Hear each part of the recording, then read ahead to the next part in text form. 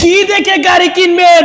ওই গাড়ি কাজ করবেন, আগে কাজ করবেন, কাজ করে আপনি সোজা করবেন, এরপর আবার কাজ করবেন, এরপর সোজা করবেন, এরপর কাজ করবেন, দেখবেন মোবিল পরে কিনা ভাই। তারপর আবার ইঞ্জিনের দিকে দেখবেন, দেখবেন ইঞ্জিনে গ্যাস কিট দেখা যায় কিনা, তারপর গাড়ি কিনে নিয়ে আসবেন। আর যদি গাড়ি টাঙ্কির যদি পট্টি থাকে, দেন তো টাঙ্কির পট্টি আছে কিনা, না টাঙ্কির যদি পট্টি থাকে তাহলে এই গাড়ি কিনবেন না। এইসব গাড়ি ফালাই থাকে, জং পরা থাকে, রাব ইউজ থাকে। এই গাড়িটা প্রথম মালিকের টানছেন? প্রথম মালিকের গাড়ি চাবি আনার দুইটা ইনটেক। চাবি দুইটা আছে, ইনটেক আছে, প্লেট লাগাই নাই না? না প্লেট কইছে লাগাই দিব।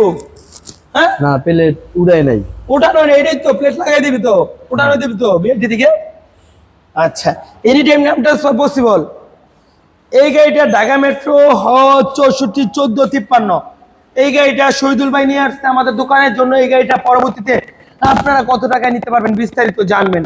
শহীদুল ভাই গাড়ি কই থেকে চালাই নিয়ে আসলেন? গাজীপুর থেকে। ধোয়া বের হয় গাড়ির? ইঞ্জিন ঠিক আছে? ফ্রেশ গাড়ি? হ্যাঁ ভাই, রেজিস্টার দেন, দেন দেন। এই গাড়ি ইঞ্জিন 100 আছে। এই যে হাতে কালি মানে কি, অনেকে ভাবতে পারে হাতে কালি, হাতে কালি মানে গাড়ি জোরতে চালানো হয় না, স্পিডে চালানো হয় না, এটার ভিতরে ময়লা আছে।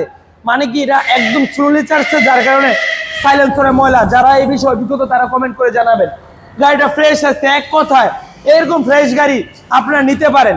শহীদুল ভাই নিশ্চিন্তে নিতে পারেন ইনশাল্লাহ। ইনশাআল্লাহ যে নিবে অবশ্যই আমাদের সাথে যোগাযোগ করবেন, আমরা শহীদুল ভাইয়ের সাথে নক করা দেবো। এনি টাইম নাম ট্রান্সফার ইনশাল্লাহ পসিবল। সবাই ভালো থাকবেন, সুস্থ থাকবেন, আল্লাহ হাফেজ।